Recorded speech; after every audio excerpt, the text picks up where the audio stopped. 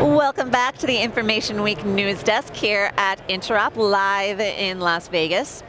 I'm Sarah Peters, and interpreting big data and analytics is another pain point for business executives today.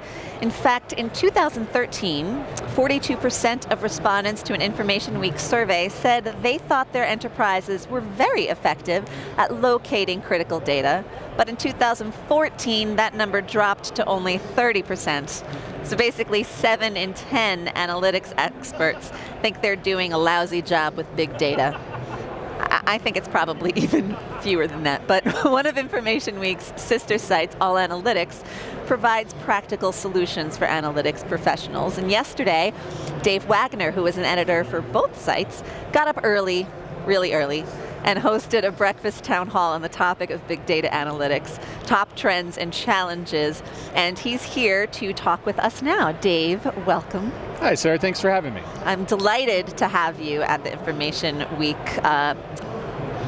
News Desk because you're one of my favorite people. Oh, well, thank you. We've known each other for a while. So tell me, what time was this town hall being held? It felt like 4 o'clock in the morning, but I think it was actually 7:30. All right, well, that's still uncivilized in my opinion, but congratulations for doing that. Thanks. Well, we had a very busy room. Everybody was excited to get up and talk big data. Really? Yeah. That's fascinating. So what did they want to talk about? What were the big challenges? Well, I'll tell you, it was pretty interesting. When I went into the discussion, I talked a lot about where we thought we were failing with big data, particularly not spending enough money on it. The budgets are very small. We're struggling with data itself. There's just an awful lot of data. What I've discovered, though, is that CIOs and analytics professionals who were in the room didn't really feel like they were struggling with that side. They really felt like they were struggling on the business side. Okay. They felt like they were doing a pretty good job, and now let's face it, there's a biased room to a certain degree there. Sure. But they felt like they were doing a pretty good job of delivering data to the business. But what was happening is the business wasn't using it very well, but they were clamoring for more. So this was creating a sort of negative feedback loop that was creating sort of a spiral that they weren't very happy with. So they would send out data, the analysts weren't happy with the data, they'd ask for more data, they didn't have the budget to spend on it, and nobody was making very good decisions with the data. So they really focused a lot on how we can tell a better story with data. Interesting. Okay. So it's not so much the data, like the amount of it, but how what they could do with it. Yeah, I think so. I think we finally, for the last couple of years, we've talked a lot on Information Week and AllAnalytics about how are we going to deal with all this data. It's so much data, right? The Internet of Things is going to bring even more data. How are we going to handle all of that? I think cheaper and faster storage and the cloud have really made getting the data and storing the data no longer the big problem for most companies. There are still companies, there's an IDG survey that came out just this year that said 30% of companies haven't even started their analytics programs. Oh God. So those people, they're struggling. But I think the technical side is no longer the issue for a lot of CIOs. Interesting. I'm just going to take it a different direction for a second because in the security world, one of the problems that they're having is that they know they can get a free pass, they can get some safe harbor from the compliance, from the regulatory bodies if they can just encrypt their data, but they don't know where their data is. And that's not even big data, that's just any data. Right. And it's just so easy to copy and paste. It's just so easy to create new files. It just seems because everybody has access to it.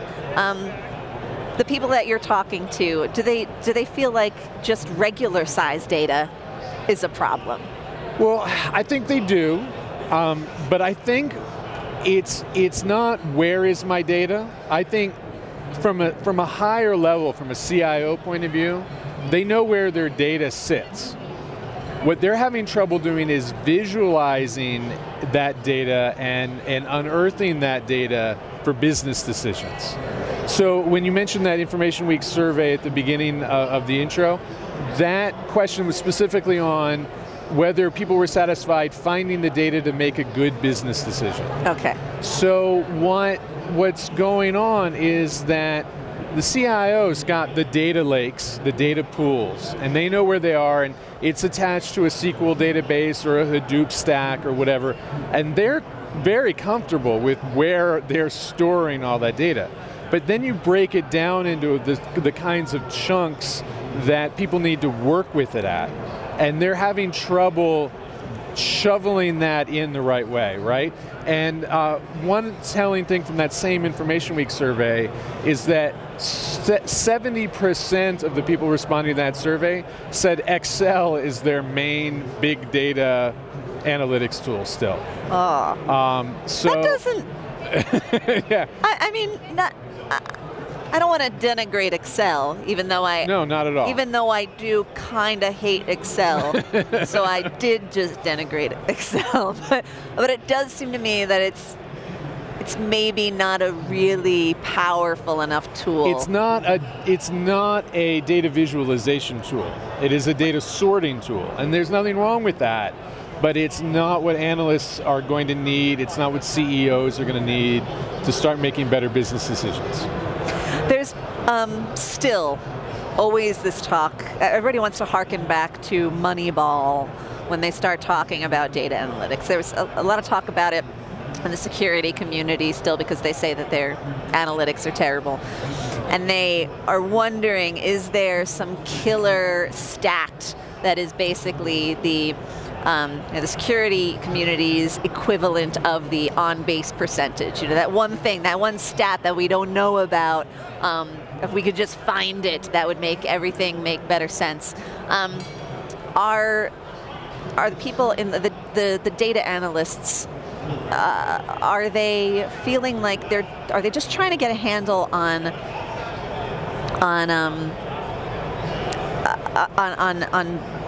analytics in general, or are they feeling like they're trying to work them enough that they can find that new killer mystery stat that they haven't determined yet? I think it depends on the business you're in.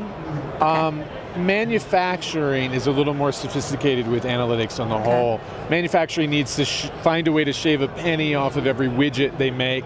And if they shave a penny off every widget, it's millions and millions of dollars, right?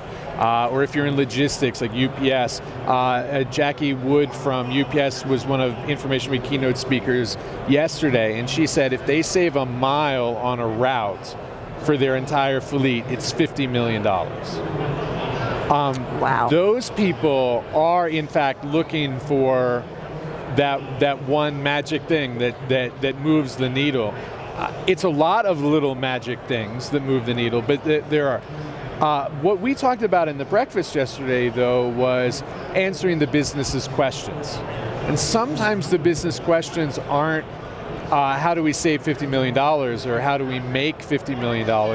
Sometimes those questions are simply, where are we? What are we doing? Who are our customers?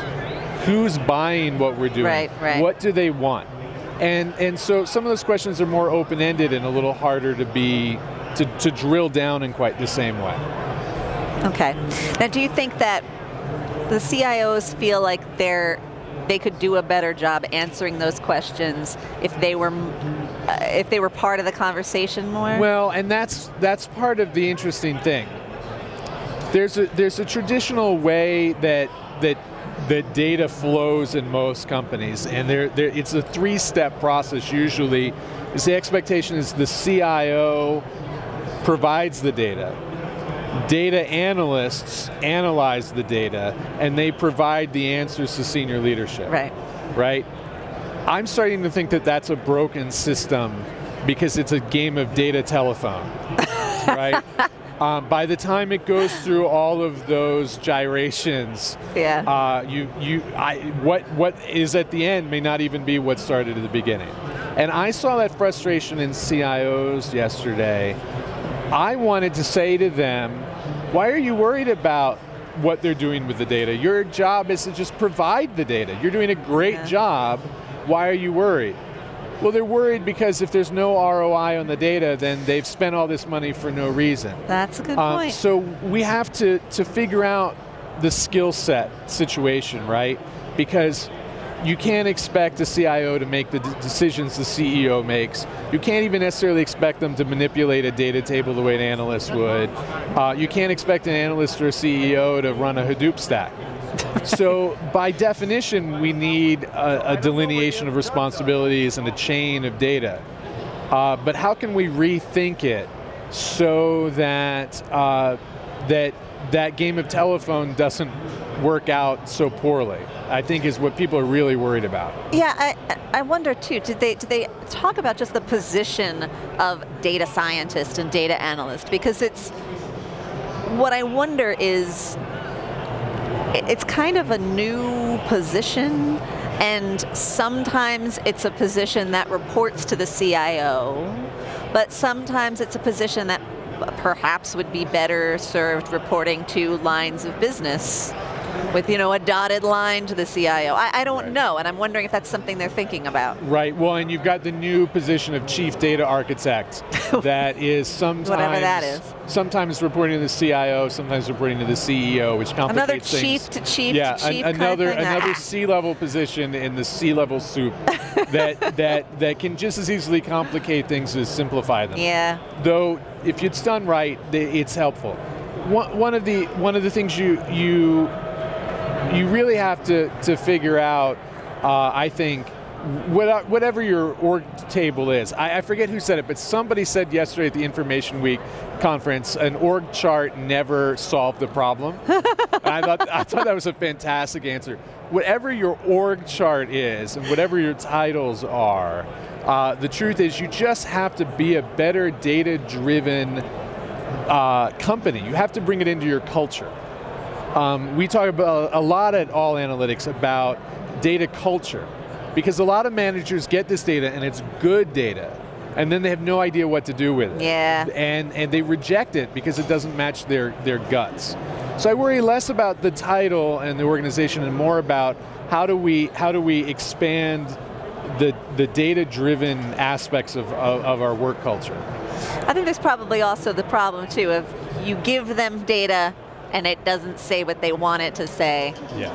But that's a cultural issue that has to do with. Well, and we had, I don't know if I'm allowed to name him by name, but we had a director of IT from a very well-known movie company, and I will not tell you who it is because I don't think I'm at liberty to do so, who was extremely frustrated by the fact that he would bring in data into a room and the marketers would be prepared to do $30 million on a movie, and he would have this data that would show that maybe that's not a good idea. Maybe they needed to dial it down, or maybe they needed to dial it up. And when the marketers saw that, they would say, oh, the data has to be wrong. And he said he was in the business of rewriting history with data. That he had to go back and redo data sets to match their gut feeling. And if you're doing that, you're doing data all wrong. And long before you worry about your data, you need to worry about what your management and your marketers think about data. Well, that's just kind of disgusting. It was very sad. And he's not alone, although I found that one to be the most fascinating story. Yeah, that one really kind of wraps it all up in a bow. I want to shift away from analytics entirely. Okay. Because another thing that you do at Information Week is you focus a lot on the IT life section. Yes. And since we are at Interop, since we're surrounded... We're at Interop. I know. You might not have noticed. That explains all the noise behind us. Yes. I just thought people were loud. No, it's actually a whole event. It's at this place called the Mandalay Bay, which happens to be in Las Vegas. Are you familiar with Las Vegas? I am now. I've spent the last 4 days here. I'm enjoying myself. There's you can see a Michael Jackson show of some kind. Yes. You can stick around for the Mayweather Pacquiao bout that's happening. I'm thinking about getting out of town before that, actually, but it sounds fun. I just heard a rumor that Clay Matthews is apparently staying in this hotel as well, or he's in the hotel at this point. The linebacker? Yes. Oh, that's exciting. Yeah. I bet he's here for the fight. Well, or I'd love he's it here if for he's here for Interrupt. Interrupt. I would love that. I really hope he's here for Interrupt. I hope he is. I don't know. But anyway, all of those things I like to think are not as interesting as just our regular IT life kind of culture. So I wanted to know what as the expert, what in your mind is the most exciting thing kind of going on in the IT life universe? Well, robotics or sci-fi or what? Well, if you don't mind, I'd just like to give people a really quick introduction of what IT life is. Yes, so please. that makes sense. Please. IT life, I like to think of InformationWeek and IT life, we're connected. I like to think of them as the mullet. InformationWeek is the business in the front, and IT life is the party in the back. Love it. And what I mean by that is that InformationWeek is there to give you everything you need to know about how to do your job. We're going to teach you about technology, we're going to teach you about leadership, we're going to teach you all the things you need to be the best ever IT pro you can be.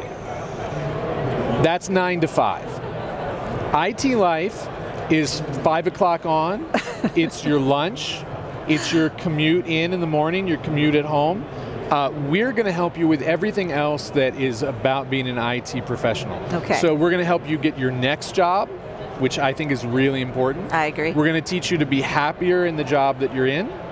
We're going to help you if you happen to be, one of the things that's really important to me is if you're a woman in IT and you're not getting a fair shake, or we don't have enough diversity in IT in general, right. We'd like to talk about that.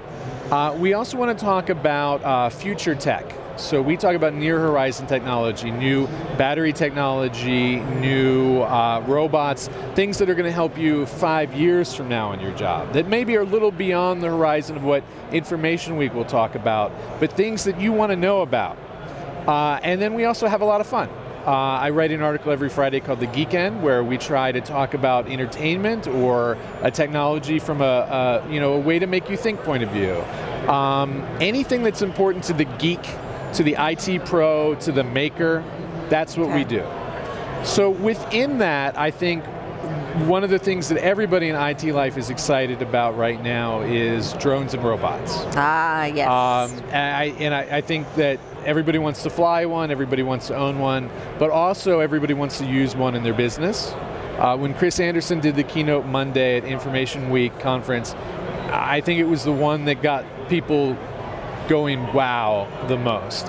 Okay. And we had some fantastic presentations from the CIO of Walmart, from UPS, we had great ones, but people were amazed because it was giving them a view into something that they're still only starting to get an inkling for. Okay. You know, people have a handle on storage or networking. I mean, they're here to learn more about it, but they kind of feel like they know what it is. People are still trying to figure out what these flying things are all about.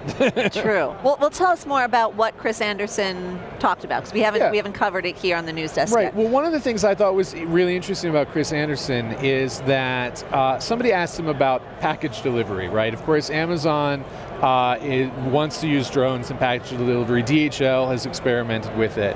And what he said is, actually, most of it we can already do, which surprised me. I actually thought he was going to say it was impossible, because I've talked to experts who say it's unlikely to be the technology that solves the problem.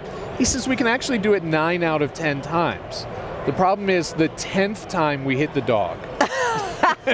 It's not necessarily the dog. Sometimes it's the mailbox. Sometimes it's the toddler on the sidewalk. And he says he doesn't know how many 9s he needs. Oh, 99% is not enough. 99.9% is not enough. He doesn't know how many 9s he needs before his company can start using drones to deliver packages to your house. But he said right now, if we wanted to, and they're experimenting with that in Europe, we could use drones to deliver packages from warehouse to warehouse. It's set situations where we know Amazon, has a lot of warehouses, right? They might have too much stock in one warehouse, not enough in another, they might use it to move stock to level out the stock, right? Another thing that they're experimenting with in Europe is at the top of apartment buildings, having package collection areas. Nobody goes on the roof of their building very often.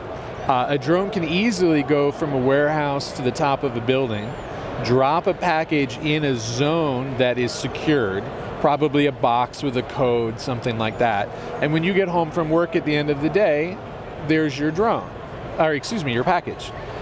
So I was impressed with that, because honestly, I hadn't heard anybody talk about this as close as it was, and yet at the same time, he was quick to point out it was far away.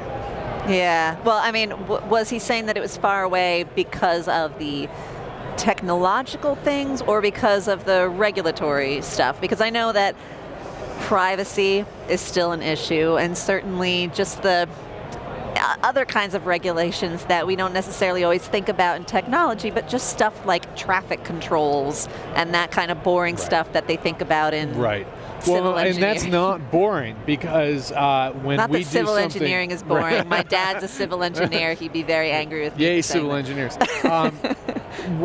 What's interesting is that's not boring to people. When we cover drones on Information Week, that's what people want to talk about. One drone in the sky is no big deal. Right. But let's say you use a drone. It actually came up as a question during Chris's talk.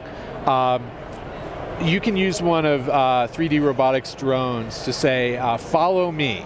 And it will follow you if you have a camera in your pocket. It will hover above you, and you can move around, even on a bicycle or a car, and it will fly behind you and follow you and keep taking your picture. And it will work out the angles for itself and figure out how to follow you. That sounds awesome, right? Yeah. Well, imagine if you used that at high school graduation and you were the only one, no big deal. There'd be one drone in the sky. It would always be taking a picture of you at your high school graduation. How awesome are you, right? That's like 100 times better than the selfie. Chris Anderson called it the droney, which I thought was awesome, right? But now imagine, drones are getting cheaper. His cheapest drone, I believe, is $800. Don't quote me on that, but it's something around that. It's under $1,000. Imagine if everybody in your high school graduating class put up a drone and said, follow me. Then you've got hundreds of drones. And what he said is, of course, the drones themselves are actually probably going to be able to stay out of each other's way, but it only takes one, right? And so the FAA has regulations that are in place that you can't fly a drone over an urban setting. You can't fly a drone over certain things like the White House. That's already in place, and he's okay with that. What he thinks is that the drone community needs to work together with the FAA to make sensible rules. So he thinks parks, rural areas, construction sites, that's the future of the drone. I don't think we're going to see massive swarms of hundreds of drones flying around anytime soon, but that's everybody's fear. Everybody's fear that talks about on Information Week is a drone landing on their head. I know that sounds kind of silly, but if you've ever had like a giant cicada bug or something like that land on your head, I think it's a completely reasonable concern to have a giant drone land on your head. Right, well, and the FAA rules say 50 pounds or lighter. So a 50-pound cicada is not something you want on your head. Right, I don't think you want 50-pound anything on your head. No, really. I agree. Well, Dave, it's been a pleasure as always. Yeah, thank you. Thank you for joining me on the news desk today. Great, thanks for having me. And we will take a break now and come back and see us after the break on the news desk. Thanks.